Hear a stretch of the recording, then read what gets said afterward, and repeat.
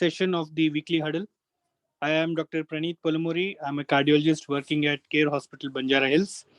I am joined by my colleague, co-host, Dr. Anoop Agrawal, who also works as a cardiologist along with me at Care Banjara.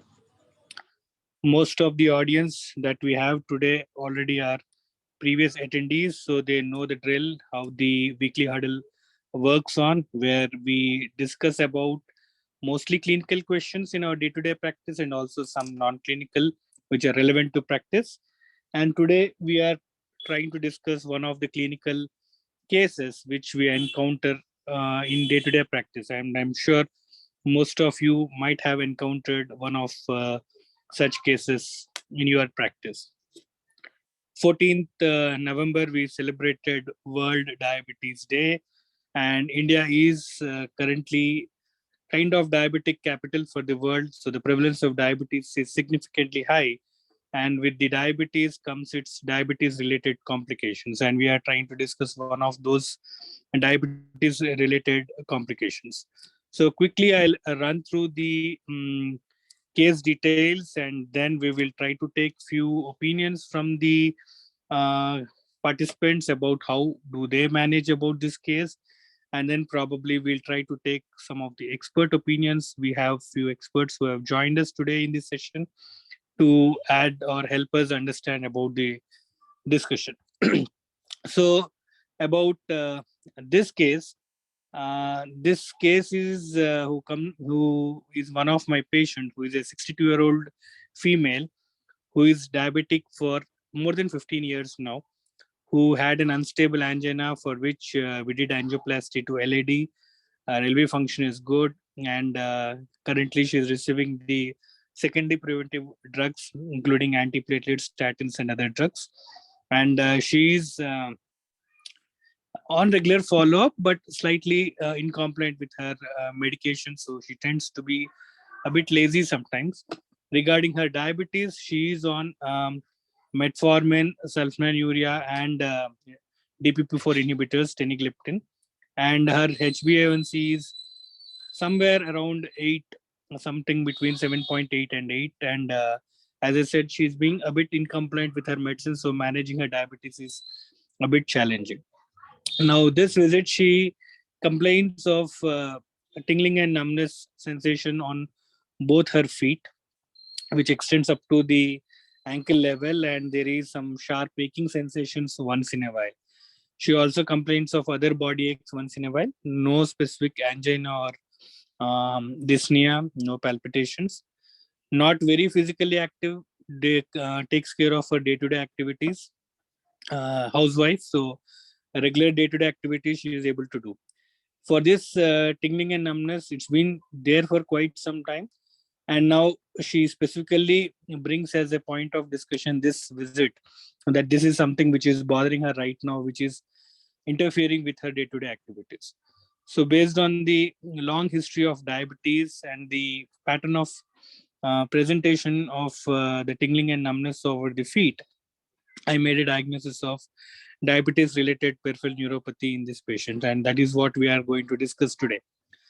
So my questions in relation to this, which I want to discuss with all of you. I'll start with my co-host Anoop. I'll take first his opinion and then probably take few more opinions from others, and then we'll take some expert opinion. So Anoop, this patient who is a long history of diabetes, who has symptoms suggestive of diabetic neuropathy. So the questions which I have for you is, one, do you do any investigations to diagnose diabetic neuropathy, or it's more of a clinical diagnosis, or do you rely on, do you order on any investigations? One. Second, for her symptom relief, what is your drug of choice and at what dosage?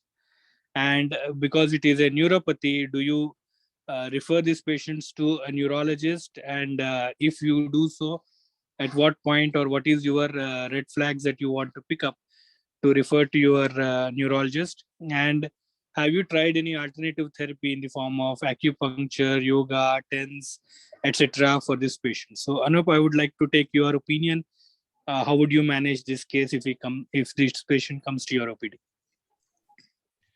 Thank you, Praneeth, and thank you all of you for attending today's session. In cardiology practice or in internal medicine practice, I believe this is one of the most commonly cited complaint from the patients. And I would go to this far and say that this is probably going to be one of the most commonly neglected complaint. And it goes in pretty close incidence to back pain. Certainly a very unrelenting disease, unrelenting symptom for which we don't have very good answers. I will tell you, Praneeth, what I do, and truly speaking, I don't think what I do is science-based, but that's the whole point of Huddle discussion, that we just discuss what we are doing and understand the rationale why we are doing. So if a diabetic patient, particularly the one who has got diabetic onset more than 7-8 years, maybe 10 years in duration, and if they describe uh, neuropathy symptoms which are distal, they are symmetrical, and they are polyneuropathy, which means they don't have problem only in one stimulus, like just pain or cold or whatnot. They have a polyneuropathy kind of symptoms. If it is distal and if it is symmetric, and if the patient has got diabetic duration of more than 7-8 years or maybe 10 years, then I personally do not do any other investigation. I pretty much label them as diabetic neuropathy. Whether I should be doing some investigations or not, I have not tested myself for it. I'm sure that there are some guidelines for it. I just don't do it. If there is concurrent muscle weakness, then I definitely send them to neurology colleagues for further review, because I don't expect diabetes to cause muscle weakness. They can have claudication, but I don't expect them to have weakness. So if a patient comes to me who says once a while I fell down or my legs give away, and if they are not super obese, then these are the signs that I think goes against diabetic neuropathy, and I tend to send these patients to neurologists sooner than later. My drug of choice is gabapentin in all of these patients. Of course, I do need to tune up their diabetic medication to make sure the diabetes is better controlled. My basic rule of thumb is if A1C is more than 8 on treatment, or if A1C is more than 9 at a new onset, then I typically ask endocrinology opinion or endocrinologist help for treatment. So in this particular patient who is already on diabetic therapy, had she been compliant, if her A1C was more than 8, I would have asked endocrinology to look at it, because they probably need a more precise management, not particularly from the viewpoint of some groundbreaking treatment, but mostly coordination of care. Because me being a cardiologist, it will be difficult for me to address 2-3 things at the same time. There is a good chance I may miss one or the other. So it is better in these scenarios to ask experts for their help. The coordination becomes much better in that regard. The reason why I choose gabapentin is because it is more forgiving drug. In my training in United States, if we prescribe pregabalin, by rule, we had to check their hemogram after a certain period of time. I can't recollect whether it was 1 month or 3 months, because pregabalin can be associated with bone marrow suppression, and that has been embedded in my mind. While pregabalin seems to be a little bit more effective than gabapentin, I do start with gabapentin first. The other thing is the dose escalation of gabapentin is quite significant. You can start with 100 milligrams and you can go up to 500-600 milligrams. And other than sedative effect, gabapentin does not have much other issues. I hesitate to start these medications in patient who had seizure disorder. And again, that is another situation where I send the patient to neurologist first, because I don't want to start gabapentin or pregabalin in anything in any patient who had a prior CNS issue. So that's my second indication of why I would send these patients to neurologist. And of course, the third issue is when with my gabapentin or pregabalin, if the symptoms are not resolving, then also I send the patient to neurologist. I have never tried alternative therapy. I do tell my patients to do some kind of behavioral therapy so that they get distracted with the symptoms. I tell them to choose soft footwear. I teach them how to examine their foot so that they don't get any foot ulcers. I teach them about hygiene of her feet, how to clean them, how to dry them. But I do a lot of these behavioral modifications, but I haven't necessarily tried an alternative therapy like an acupuncture or whatnot. I don't remember me recommending yoga for neuropathy. I don't know if there is any data to support that. So that is pretty much what I do, Praneeth, for my neuropathy symptoms, and would love to hear what others have to say. Yeah, thanks, Anoop. So, a few things which you brought up. So, this patient did not have any weakness, and again, I did not suspect anything else going around, and she did not have any CNS issues like seizures or any previous neurological encounter. So, she was having other issues. So, probably all the treatment options are relatively open. It's only that we have to choose. So before we go to expert, we have other panel members. I think we have Dr. Vijay Reddy, sir. So, sir, can I have your comments on how would you approach this patient? Again, like, do you order any investigation or it's more of a clinical diagnosis? If you start a therapy, what is the therapy and what is the dosage that you start? And when do you refer to a neurologist if you had to? So, thank you very much, Dr. Pranit. So, diabetic neuropathy of long-standing nature, I would have immediately, I don't start any medications. I would have requested the patient to consult a neurophysician to assess the neurological status and the nerve conduction studies. And most of the patients, they are on pregabalin only with some amount of not Riptalin. These are the two medications which basically used for the diabetic neuropathy. And I strongly feel there is no any evidence that alternative medicines like acupuncture and will have any effect. In fact, they are nothing more than a placebo. So that is my approach about this patient. Thank you, sir. So I believe your threshold to refer to neurophysician is low, and you probably will be referring to neurophysician. So thank you, sir. Yes, sir. Dr. Shankar, sir, can we have your comments? Probably you might be seeing more cases like this at your level. So probably the same set of questions, sir. Then we'll take some expert comments. Good evening to all. Here, clinically, with the patient's history and minimal examination, we can come to the conclusion that it is a case of distal symmetric polyneuropathy. This is which is a commonest of all the diabetic neuropathies we come across. That this diabetes distal symmetric polyneuropathy. And other neuropathies also we see in diabetes, mononeuropathies, cranial nerve neuropathies, more peripheral nerve, ulnar, median, peroneal. So then autonomic neuropathy also will be there in the diabetic neuropathy. But amongst all these neuropathies, this distal symmetric polyneuropathy is the commonest one, and 50% of the type 2 diabetic patients will have symptomatic or asymptomatic peripheral neuropathy will be there. In my OPD, I see more than 50% of diabetic patients, and say how many patients they come with the peripheral neuropathy, we can imagine.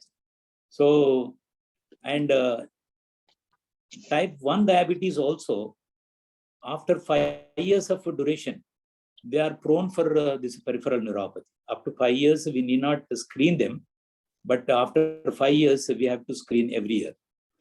But in the type 2 diabetic patients, we should screen every time, because even in the pre-diabetic phase, this IFG or IGT. So in that pre-diabetic phase also, they may present with diabetic polyneuropathy. So we cannot say that it is a diabetic polyneuropathy, but when we investigate with the oral GTT, then it will come out as IFG or IGT. So fasting and post-lunch blood sugar levels, we can find out with the HbA1c, we can say that. So it is whether the patient is pre-diabetic or not. So most of the case, in 25% of the patients, even after extensive investigations, we may not find a cause for this DSPN, distal symmetry polyneuropathy. So in that situation, sometimes what we label them as idiopathic may turn out to be in the near future as the diabetic patients. So that has to be kept in mind. So we have to investigate whether he is easy in a pre-diabetic phase. And so similar DSPN, other causes are there. But whereas in diabetes, there will be symmetry and there will be slow progression over a period of years. And it starts from distal, starts from toes and above. So it starts distal to proximal spread. And these are the things, they are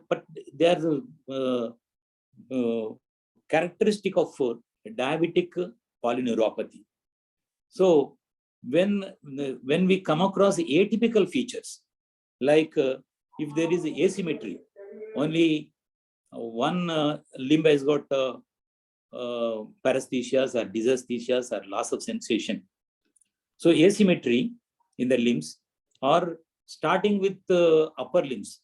Very rarely, even in B12 deficiency, we see paresthesias or glove sensation loss in B12 neuropathy that we have encountered.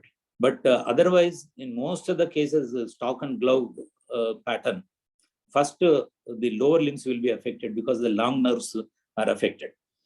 So if there is asymmetry and the rapid progression, rapid onset and the rapid progression is there, and starts from proximal to distal, as in case of sciatica or brachial plexus neuropathy. So it starts from above down. So in that situation, we should suspect that it is other than diabetes, we should suspect other causes. The diabetic patient may be harboring these conditions or may not be. So in that situation, we have to investigate for the chronic kidney disease. They may present with the DSPN, chronic liver disease, and pre-diabetic, what I told, and vitamin B12 deficiency. The vegetarians or vegans, even with the diabetic patients on metformin therapy, which everybody knows about it.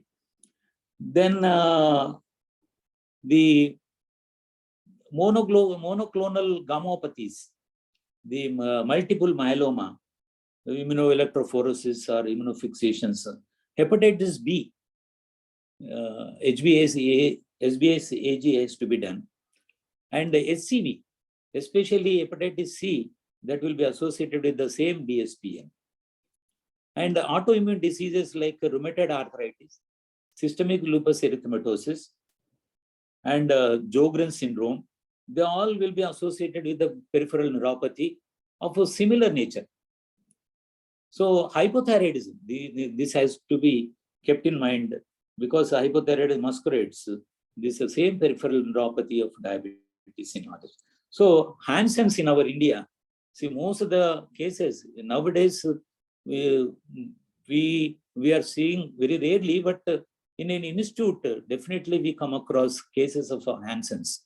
We referred from different places.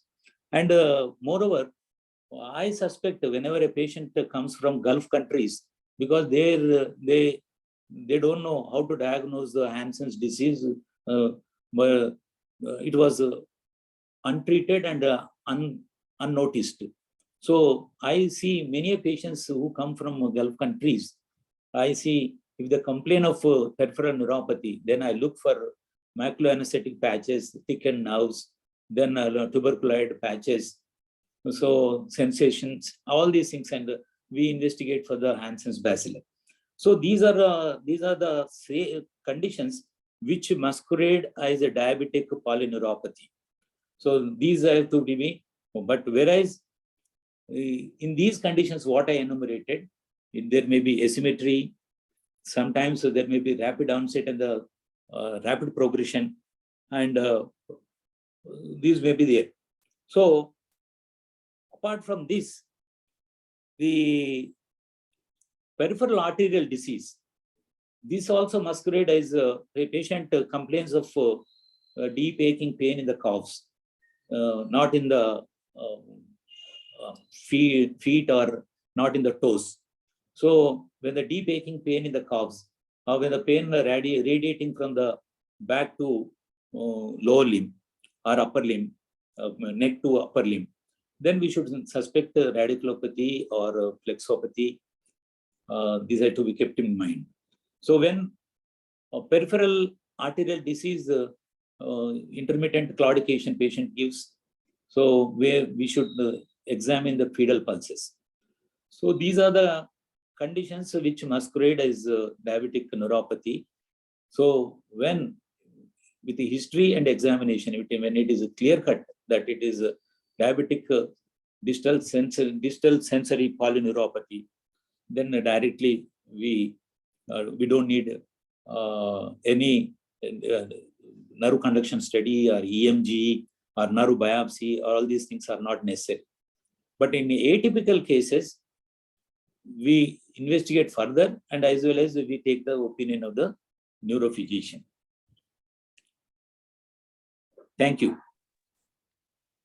Sir, thank you for that extensive differential diagnosis of a patient who has sensory symptoms distally. Before I let you go, one specific question is like, what is the treatment of choice for your patients, the drug and the dosage? See, when whenever we confirm that it is a case of a diabetic polyneuropathy, then we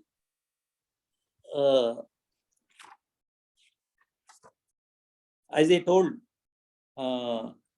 we take history and examination. Then we go for inspection. We look at the deformities of the limb calluses, ulcers, or fissures in the sole.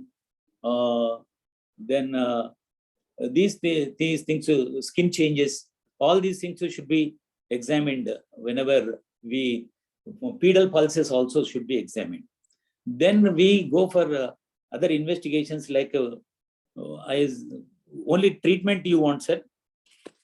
Yes, sir. Yes, sir. I wanted to know your drug of choice and what is the dosage that you start with. Then see, whenever a patient we come across, first is the good glycemic control, sir. Strict glycemic control should be there, and risk factor modification should be there done, the diet and exercise. Blood pressure control should be done. Lipid management has to be taken care of, and patient should be advised to stop smoking, and alcohol consumption also to be curtailed or abstained. Then preventive food care is important. Preventive food care steps are important, where the safety measures are there. Later we discuss about it, because patient will have ulcerations and falls and fractures, Charcot arthropathy and all. Then B12 deficiency has to be taken care of, because the patient is on metformin or not. B12 deficiency is a treatable neuropathy. Then alpha-lipoic acid is a ALA. This separately it should be prescribed up to 600 milligrams per day. This is regarding the general treatment. But when the patient comes with the pain, pins and needles, electric shock-like sensation, allodynia, when even the cold, even in the breeze, he will complain of severe pain in the feet. So that is known as the allodynia. Even in the touch with the bed sheet, he will have a lot of discomfort. So when the patient, in the distal symmetry polyneuropathy, the main complaint is pain, burning sensation, tingling, numbness, pins and needles, electric shock-like sensation, and all. So first, I go for antidepressants. This SNRI, that is a serotonin, norepinephrine reuptake inhibitors. In that, duloxetine and venlafaxine. The duloxetine, it is given 60 to 120 milligrams per day. To start with, we start with the 20 to 30 milligrams. Go slow, go low, because they are highly sedative drugs. So we give 20 to 30 milligrams per day in divided doses. Then the venlafaxine, start with 75 milligrams, and we go up to 225 milligrams. This duloxetine from up to 60 milligrams also we can go. Why I prefer duloxetine? Because the tricyclic is also there. That nortriptyline, amitriptyline, desipramine, they're there, but they will have this anticholinergic effects, especially in elderly people. They may come with the retention of urine, beneath prostatic enlargement, or dry mouth. They complain most of the times. So, and it is almost it is cardiac enemy also, because prolongation will be there, arrhythmias are. So that's why tricyclics most of the times we avoid, but tricyclic, among the tricyclics, the nortriptyline, which has got less anticholinergic effects, unlike amitriptyline. That's why nortriptyline, we start with the 10 milligrams, and we go up to 25 milligrams and up to 50 milligrams also sometimes. That is, because within 2 to 3 days, in our clinical experience, we have seen within 2 to 3 days, they will have maximum relief with the pain will be completely relieved. If there is no relief after 5 days, we stop giving this nortriptyline and we switch over to duloxetine. Then we go for anticonvulsant preparations are there. The gabapentin and the pregabalin, they both are the same congeners. Only thing is the difference between what I have seen is gabapentin is a little cheaper compared to pregabalin. Otherwise, side effects profile, everything is same. Therapeutic profile, side effect profile is the same, except gabapentin is a little cheaper in the market. Then if patient put on SNRI, that is a duloxetine or tricyclics, if it doesn't get relief, then we switch over to gabapentin or pregabalin. And sometimes we combine both at the same time. Then if the patient doesn't get any relief with this combination of antidepressants and anticonvulsants, then we go for topical therapies. Topical therapies, that is capsaicin cream prepared out of chilies and peppers. So that we apply to the diabetic foot. Then lidocaine patches, 5% patches are also available in the market. So where maximum pain is there, we will apply that lidocaine patches. They will be kept for less than 12 hours on these lidocaine patches. And third one is the third line therapy is even with the because see this is a devastating disease. Nobody gets relief. Even with the third line therapy, fourth line therapy, we'll discuss. Then we go for opioids. In that, mostly we give tramadol, Ultracet, or that tapentadol also can be given. Oxycodone. The opioid analgesics will be given. Third line. And fourth line will be TENS. That is a transcutaneous electrical nerve stimulation. And even if the patient doesn't get relief with this TENS also, then we'll subject him to pain clinic only. There they will give epidural, this spinal cord stimulation they will give, and with that they may get relief. But in few countries like China and even in India also, the acupuncture is also one of the best alternative therapies. So patient gets relief even with the acupuncture also. And sometimes electrical acupuncture or with the needle acupuncture. These are my approaches: antidepressants, anticonvulsants, and combination opioids, and topical therapies, and a neuromodulation therapy with the TENS and the spinal cord stimulation. If there is no relief, then we send it into pain clinics. There are plenty of pain clinics are there now. In abroad, we see everywhere, but even in metropolis now, we are seeing pain clinics. Even in Hyderabad, also in the corporate sector, we are seeing pain clinics. They better manage this painful neuropathy. Thank you. Thank you, sir, for that detailed description of the armamentarium that we have for management of diabetic neuropathy. Today, we have two neurophysicians joining us to give their expert comments. Firstly, a big thank you to both of them. We have Dr. Rukmini, who is working in Nizam's Institute of Medical Sciences, and we have Dr. Murlidhar Reddy, who is a consultant neurologist working with Care Banjara. I'll start with Murli.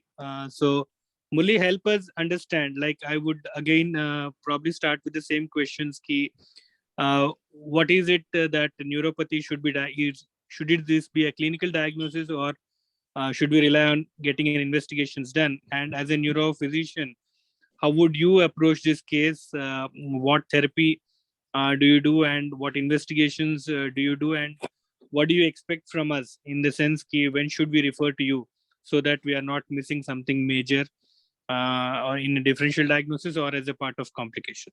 Over to you, Murli. Hello. Hello. We can hear you, Murli. Yeah. Very good evening. At the outset, I thank Dr. Anoop and also Dr. Praneeth for inviting me for this. Actually, the case described was just a length-dependent diabetic neuropathy, what we call distal symmetrical polyneuropathy. Actually, a patient of diabetes, a long-standing diabetic, or a patient who is de novo diabetic, who was incidentally diagnosed with neuropathy, if you see, and it is length dependent, it is bilateral, symmetrical, as you have described. Actually speaking, you need not do any kind of nerve conduction studies. Nerve conduction studies are not they will not change any treatment in the patient. So the treatment modalities as described, I will come to that later, but nerve conduction studies are not required. Only thing actually what we do is to get a B12 test, because many patients will be on metformin, and metformin, as you all know, will decrease the absorption of the B12, and many people inherently are also B12 deficiency. So we do that. So when that is the question. So that is the role of the nerve conduction studies in a patient. Why I'm telling this is most of the patients who are actually, by the time they are diagnosed as type 2 diabetic, 15% of the patients will already be having neuropathy. So, it is not a surprise that you are seeing a diabetic patient and there is no neuropathy in them. And that actually increases with the duration of the diabetes also. So that is one question. The first question is whether what investigations you would advise in this patient of distal symmetrical polyneuropathy. Nerve conduction studies as a general practitioner, no, not necessary to management. And second thing, maybe a vitamin B12 and supplement of vitamin B12, because it could be coexisting problem in that patient. And second question is, when do you actually refer the patient to a neurologist? Actually, you all had made some nice comments about the when to refer and when do you refer. Actually, I would like to bring you here 3 or 4 take-home messages. One thing is asymmetry. Distal symmetrical polyneuropathy is never asymmetric.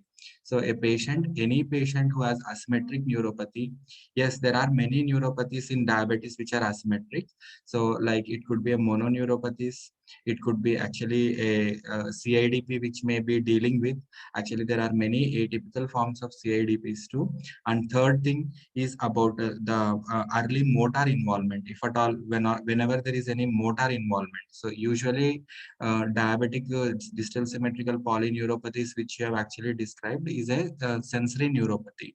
Again, in sensory fibers, when you actually go into the anatomy, in the sensory fibers, there are something called as small fibers and also large fibers. Small fibers are the fibers which carry predominantly pain and temperature, and large fibers are those which usually carry position sense and joint position sense and vibration sense. And there are some unmyelinated fibers also in the sensory nerves. So these usually are responsible for carrying the autonomic functions of the, like, sweat glands, sweating, and trophic changes, nutrition, and all those things. So any patient of distal symmetrical polyneuropathy, if the patient has any kind of motor weakness, then always it should alert in the mind that we may be dealing with a non-diabetic neuropathy. Actually, that is a rule. A patient with diabetic neuropathy has predominant motor weakness. Actually, we should rule out a non-diabetic neuropathy. So that is one take home, one important point when you should refer to a neurologist. And third thing is actually, so first point I told is asymmetry. Whenever you see an asymmetry, you should refer, because we may be dealing with non-diabetic neuropathies. And second thing is, when there is motor involvement, you should refer, because it may be non-diabetic. And third thing is acute onset. Any patient with acute onset neuropathies, like you should refer. It may be non-diabetic neuropathy. And fourth thing is, whenever in your clinical examination or you see that there is non-nerve involvement. Non-nerve involvement means neurology is very big. It starts from the root. LMN is very big. Lower motor neuron starts with the anterior horn cell to the root, and from the plex, and from there to the plexus, and then into the nerve, and then into the neuromuscular junction and muscle.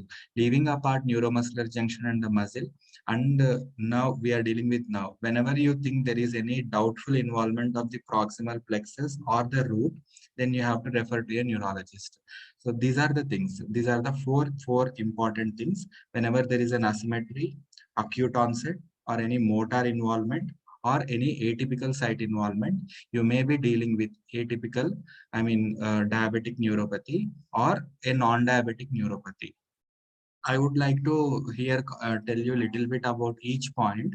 So if it is an asymmetric, yes, it can be a non-diabetic neuropathy also, but it could still be diabetic neuropathy where there is asymmetry. So there are some asymmetric neuropathies in diabetic too, like mononeuropathies. As I told you, there is another entity called as diabetic lumbosacral plexoradiculoneuropathy, which starts in one limb and later to the other limb, which is extremely painful, associated with atrophy and also weakness. So this is another kind of asymmetric neuropathy which you see. So, and the third thing is about, so that is about the asymmetry. When there is asymmetry, there could be non-diabetic neuropathies, many non-diabetic, like vasculitis, Hansen's, what previous speakers have told, or it could be a diabetic neuropathy also. It could be atypical diabetic neuropathy, not so commonly seen, like cranial mononeuropathies, like CIDPs, or it could be even diabetic lumbosacral radiculoplexopathy. So that is also a type of neuropathy seen in diabetes. If it is an acute onset, so acute onset non-diabetic neuropathies, you all know, you should rule out GB syndromes and many other things. Even in a diabetic neuropathy also, there could be acute onset kind of neuropathy, especially when the patient's glycemic control is not very well controlled, and sudden fluctuations in the sugar values, like treatment-induced diabetes, and even DRPLX, which I just told, it is also actually acute onset diabetic neuropathy, acute to subacute onset. And third, coming to the motor involvement, which I told, which is another red flag. Whenever there is any motor involvement, you should think of CIDP in a patient. CIDP is chronic immune polyradiculopathy. So actually, diabetic patients are 20 times at more risk of developing this form of demyelinating neuropathies. So this is a kind of when there is motor involvement, we actually suspect it. And another thing is radical root involvement and also plexus involvement also are not common in case of diabetes. So whenever there is those involvement, you should actually flag to a neurologist. So when you send to a neurologist, what do we do? That is the next step. So we actually see if it is distal symmetrical. We don't actually do nerve conduction studies usually do, unless there are any atypical findings, a lot of autonomic findings and other things. Whatever atypical findings that I just flagged you, we do a detailed nerve conduction studies to see the extent. Nerve conduction studies is done to actually see the extent of the neuropathy, type of neuropathy, whether all limbs are involved uniformly, or one limb is involved more than the other limb, and even in one limb, median is involved more than the ulnar, or upper limbs are involved more than the lower limbs, or that is upper limb predominant, or lower limbs is involved more than the upper limb. And whether even in nerve conduction studies, we can tell whether it is an axonal or a demyelinating. And now we'll have actually an axon. Axon is surrounded by a myelin also. So when myelin is pathologic, we call it as demyelinating neuropathies. When axon is pathologic, we call it as axonopathies. So there are actually I mean parameters which we can tell if the conduction velocities and latencies are very much prolonged and abnormal. They point towards a demyelinating neuropathy, just to be on a simpler side. And when the CMAPs or the SNAPs are actually reduced, then we actually think that we are dealing with the axonal neuropathy. So this is the information that we get in a nerve conduction studies. So apart from the nerve conduction studies, if you see any atypical features in a patient, we actually rule out the non-diabetic causes like vasculitis, paraneoplastic causes, paraproteinemias, as some people, as previous speakers have told you, paraproteinemias, and CIDPs are at risk of, are associated with many other diseases. So all these things we try to rule it out. And next thing is coming to the therapies that the next what do we treat with. Actually speaking, there was a lot of discussion about the therapies. So guidelines actually tell that the first, there are only 3 approved drugs for actually diabetic neuropathy. So one is symptomatic treatments. Again in the therapy there are two aspects. One is therapy, symptomatic therapy, and other is disease modifying therapy. Symptomatic therapy is actually because of all the drugs which Dr. Shankar has mentioned. So among all the symptomatic therapies, the only 3 drugs are approved by the US FDA. One is pregabalin, and one is amitriptyline, and third is duloxetine. And tapentadol was also actually recently approved by US FDA. These are the drugs which are actually approved. Rest of all the drugs are not approved. So most commonly we usually start them with and out of all these things, actually the best tested and a lot of rich evidence is there with actually amitriptyline. Amitriptyline is the best choice of the drugs. There is robust evidence, followed by actually pregabalin, gabapentin. And if the patients won't respond to these drugs, we go ahead with duloxetine. If the patients don't respond to these drugs, then we go to the next generation drugs like opioids, like tapentadol also. So what I would like to actually mention here is actually this is actually a staged approach. What I have just told you is a staged approach, trying with one drug followed by the other drug followed by the other drug. But now there is an evolving concept in the pain management, like treat with multiple drugs of different mechanisms of action, because pain is produced by numerous receptors in the peripheral nerve, like opioid receptors, mu receptors. Mu type of opioid receptors are responsible for the pain. Similarly, GABA receptors, especially where the GABA and also pregabalin act, there is a slight change in the receptor type also where both of them act, but they both ultimately act on the GABA pathway only. So there is other set of drugs like noradrenaline and also other pathways. They are also responsible for the generation of the pain. These are the tricyclic antidepressants like amitriptyline and all those things, SNRIs, duloxetine, they all work in that pathway. So when we act, and there are sodium channel blockers also which can be tried. So sodium channels are also responsible for the pain pathways. So when you approach a difficult patient, we actually see whether we are actually treating, covering all the receptors, all pathways. There is no point trying two drugs with the same mechanism of action at different doses. So we have to try different drugs with different mechanisms of action so that we block all the pathways which are responsible for the pain in that patient. So our experience, so this is one kind of, one type of approach. We actually use two types of approaches interchangeably. One is the stepwise approach. Second, in difficult patients, use combination of the drugs, all these things. So to just quote some examples, so sodium channel blockers are carbamazepine and also oxcarbazepine and phenytoin and lamotrigine too. So these are the drugs which can be given. Usually we use carbamazepine in a difficult patient and lamotrigine too also in some patients we can use. And GABA pathways are actually pregabalin and also gabapentin. And the SNRIs are actually duloxetine and venlafaxine, as sir has actually previously told. And the tricyclic antidepressants, as you all know, are amitriptyline and other things. There is very little role of actually local. There are many companies which come with these drugs, but there is very little role. And patients with the small fiber neuropathies, with very severe pain, they actually end up using lots of tubes, but with no relief, with only just mild relief only for that 1 hour. So we have to, this is the approach that we usually go. Our actually clinical experience shows that usually these drugs are chosen and curtailed as per the patient necessity and requirement also.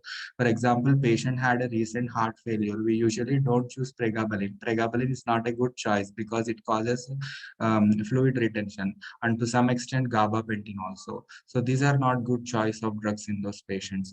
And a patient with hyponatremia and already on diuretics, sodium channel blockers like tegretol and carbamazepine are not so good choice in those patients.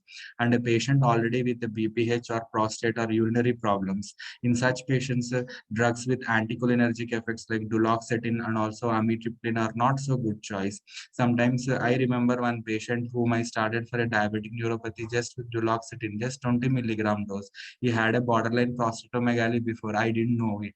And patient next day came with urinary retention. Many times we see, this is very often told in teachings also that a patient can develop urinary retention, especially when you start off these drugs. So we actually curtail these drugs based on the patient's necessity, and we actually what you call a personalized approach of treatment.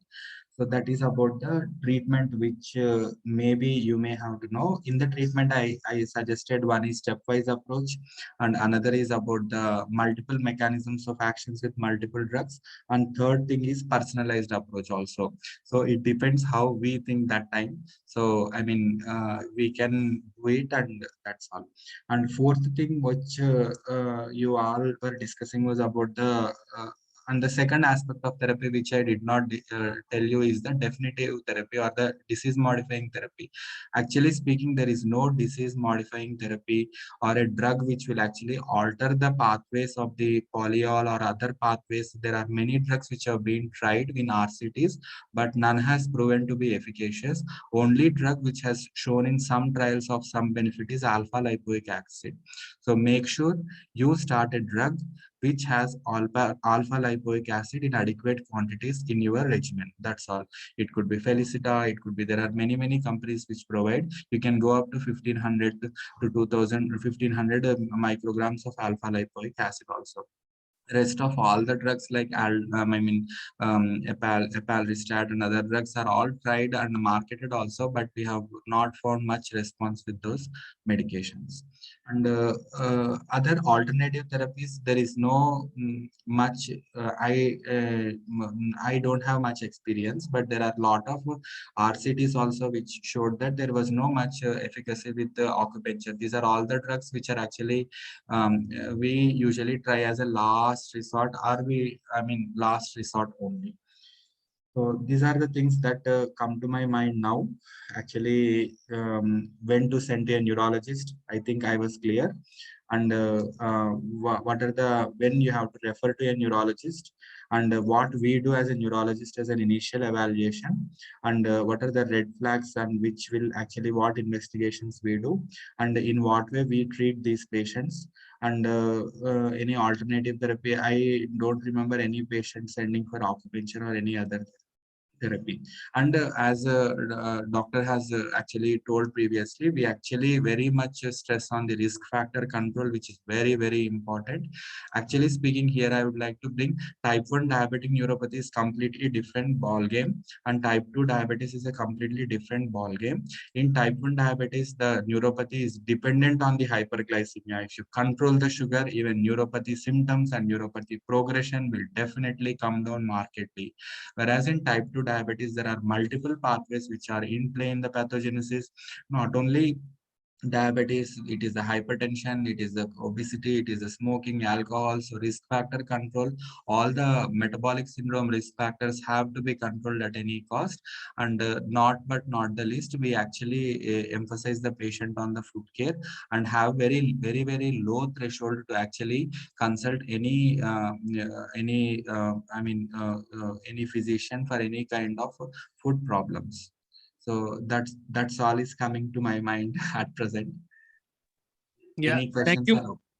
Thank you, Murli. So that was amazing. So you walked us through the neurology clinic on how to you do. You told us about the red flags that we should watch for, and also about the three class of drugs that you use. Now, while I was going through one of the articles, the doses mentioned in that article were very high doses. Like pregabalin recommended doses are something like 300 to 600 milligram, and most of the drugs are close to 3 to 5 times the normal dosage that I give or I have seen people prescribing. So is it like ethnically we are less tolerant to those drugs, or how do we dose these patients? Like now that we know that these are the drugs that have to be used, what should be the dosage that we start with, and how much max can we go? So Rukmini ma'am, can you help us about dosing of the drugs, ma'am, for this neuropathy management? Sure. I mean, yeah. So I mean, this has been really extensively covered nicely by Dr. Shankar and Dr. Murli. So the dosage that we give for gabapentin, we start at most patients in our. I mean, they don't tolerate more than 300 milligram at the onset, actually. And pregabalin, most of the times we start at 75 milligram per day only. I have gone up to 300 milligrams of pregabalin. I have gone up to 2,400 milligrams of gabapentin. But these are only in few patients who can actually tolerate them. Most of the patients will develop sedation, some amount of edema with higher doses, so they don't like it. So that time, I mean, in that situation, polypharmacy does help. As Dr. Shankar had said, that you can give a combination, giving, duloxetine, adding duloxetine or adding amitriptyline may help. But again, I think I would also like to re-emphasize a point that Dr. Murli has made. So if you're giving amitriptyline or non-triptyline, giving a tricyclic antidepressant, give duloxetine as a combination only with a lot of caution, because both of them have got anticholinergic side effects. So it may be preferable to use one of them along with gabapentin or pregabalin. You're right, 600 milligram is the highest dose of pregabalin. I don't think that I have ever given anybody that much dose. With 300 mg itself, people are complaining of sedation, severe sedation, little bit of ataxia in the morning. So it's a little difficult. So, but most of them tolerate 150 to 300 milligrams of pregabalin. So then I add duloxetine or I add amitriptyline and we maintain. I mean, it is a very sad situation in diabetic neuropathies that most of the times when you see type 2 diabetes with type 1 neuropathy, you really cannot reverse the condition. So all that you do is only symptomatic. So everything is thrown in, and we hope that it works. Yeah, as you were saying, most of the times patients are still symptomatic despite giving this therapy, and that is so discouraging, where patients do come back with the symptoms, and you really feel sorry for them that you are kind of helpless and you're not able to relieve their symptoms. So, ma'am, any role of these transcutaneous nerve stimulation? Again, that was something which was kind of interesting that I know. But do you, in experience, have tried for any of your patients, and does it really work in addition to medical therapy? Yeah, I mean, I have tried it for some patients. It helps for a short period, but it really doesn't. I mean, see, the condition is a long-standing condition, so sometimes sometimes it's useful for some patients, but most of the times they will stop doing it.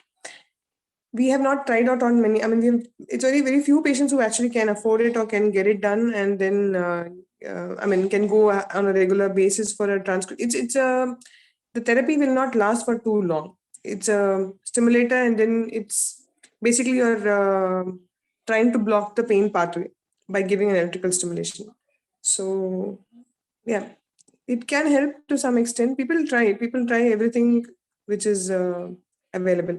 We do give other medications, like as Dr. Murli has said, we have tried carbamazepine, lamotrigine. I have tried lacosamide also, another sodium channel blocker. Some of them it helps. So we keep trying whichever medication is coming up. We have given short courses of flupirtine, maleate for patients who do not tolerate tapentadol or tramadol. Sometimes it helps, but again, with flupirtine, you have to be a little careful about the hepatotoxicity and the cardiotoxicity. So you just keep a watch on it and then give them.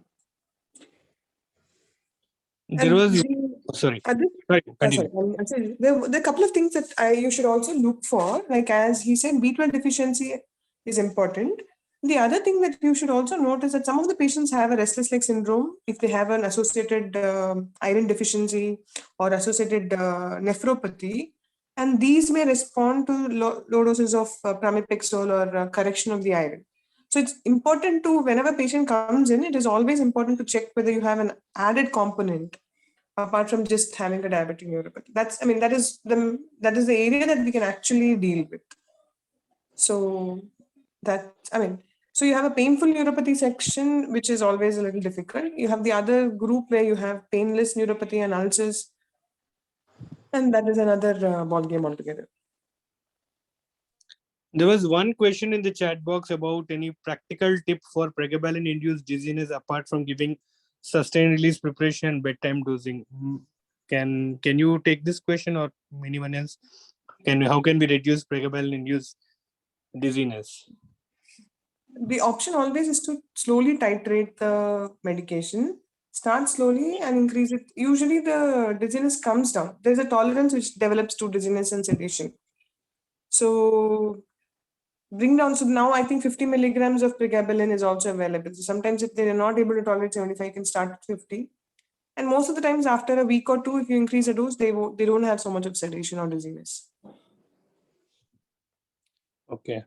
Thank you, ma'am. So I think we are 8 o'clock. The importance of vitamin B12 has been highlighted both by Dr. Murli and Dr. Rukmini. And while I was working with Dr. BSR, I cannot think of the importance of vitamin B12 highlighted by BSR, sir. So, sir, your comments on the topic per se, and any comments that you can add to the discussion that we had. Somraju, sir. Thank you, Pranit and Anoop. Actually, I learned a lot of things in this meeting, and while I say this, somebody raised the issue of the largest doses that are prescribed and then written in some of the articles some of you read and some of the textbooks you read. And usually, most of the patients in the West, in US, they need larger doses than most of our patients here. And that is true of not only these drugs you mentioned, but also many other drugs, including antihypertensives, beta blockers, etc. In US, there is no availability of 12.5 metoprolol, but here we have, and many other drugs like that. So US medicine to me is like a veterinary medicine. Sorry to be saying that, but it's just an analogy. And then Dr. Rukmini mentioned 50 milligrams of pregabalin. Actually, many patients respond to 50 milligrams bedtime dose and they sleep well. And they don't have many of the side effects.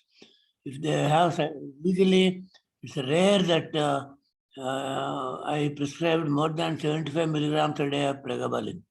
That's important. And also, one of the things that one must keep in mind when you prescribe SSRIs, some of these patients have restless leg syndromes and also sleep apnea, etc. SSRIs aggravate restless leg syndromes. You must keep that in mind. And B12, the importance of it, Pranit already mentioned. I'll leave it here. Thank you.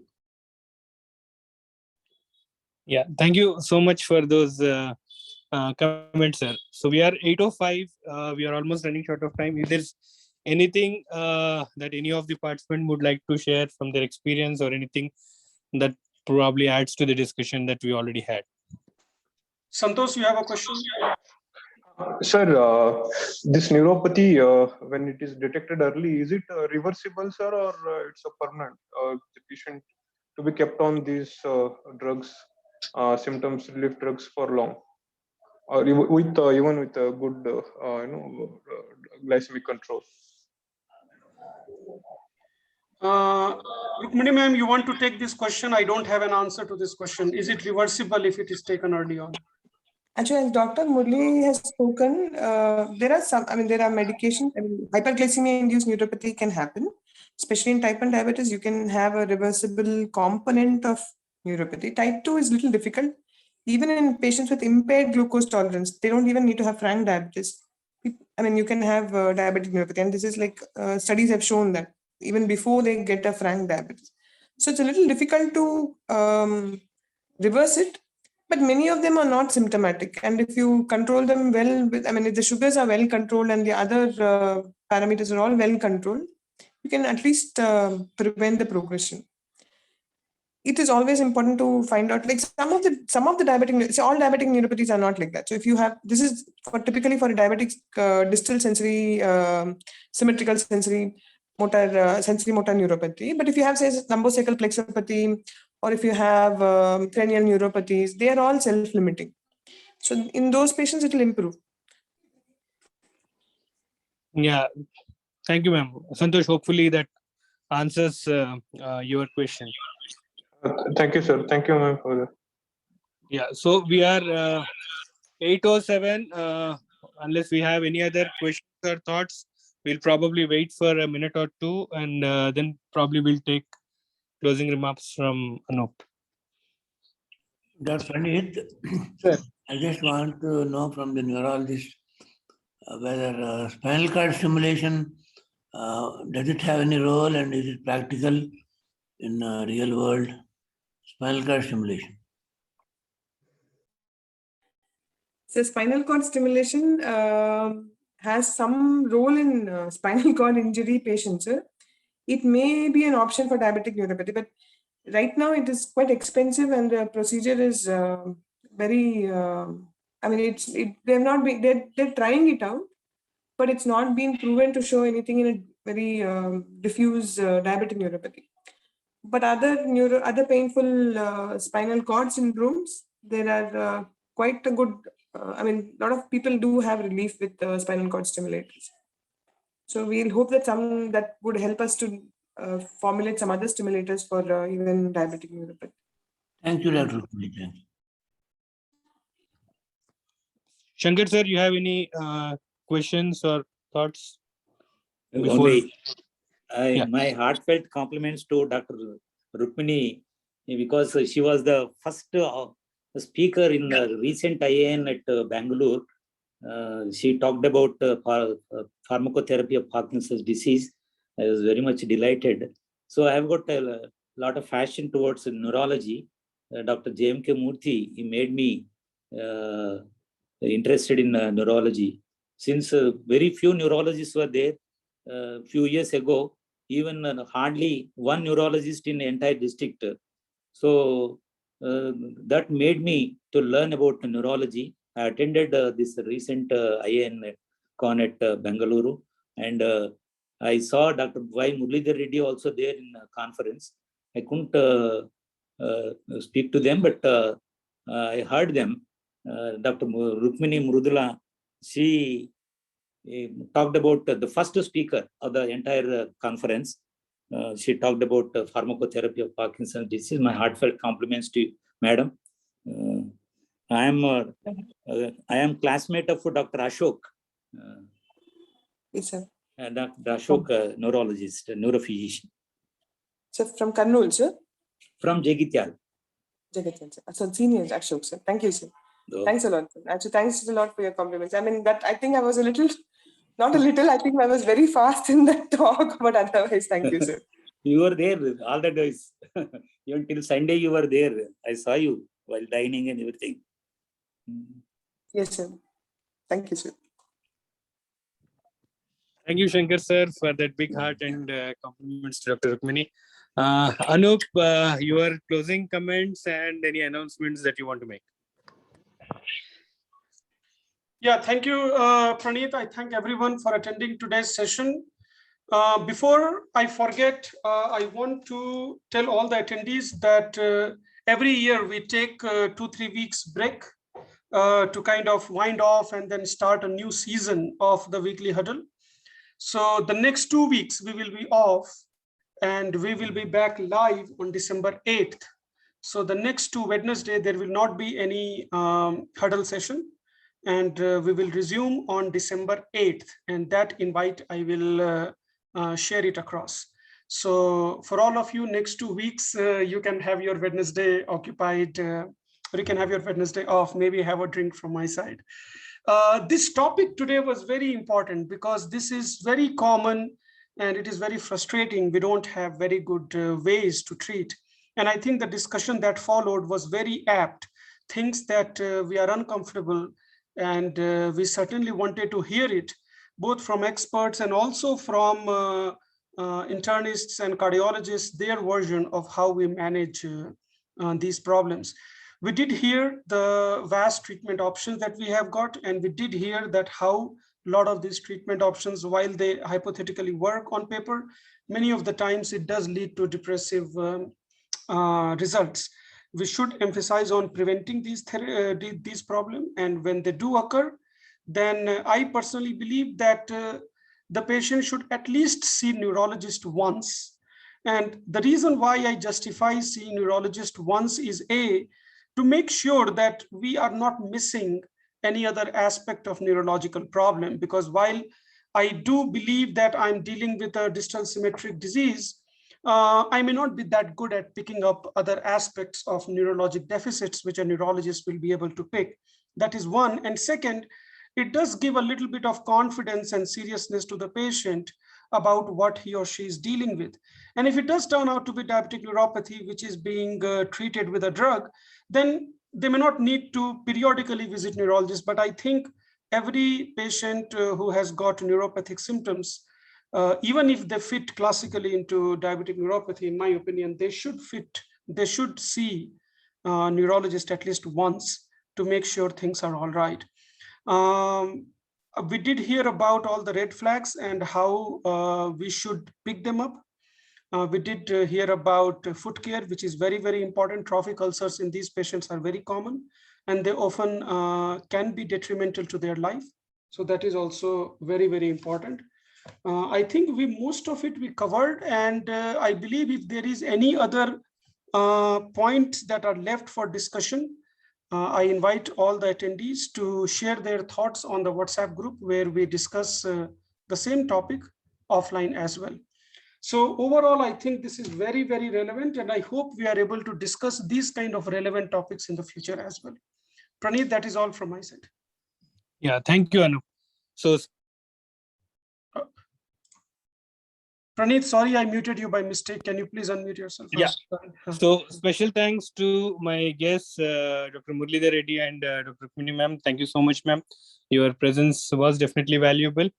So thank you all for attending today's session and sharing your thoughts. It was definitely a good session and I learned a lot of points. So we will be meeting you again on December 8th, after 2 weeks. So please do join us and make a contribution. So thank you all. Good night. Please take care.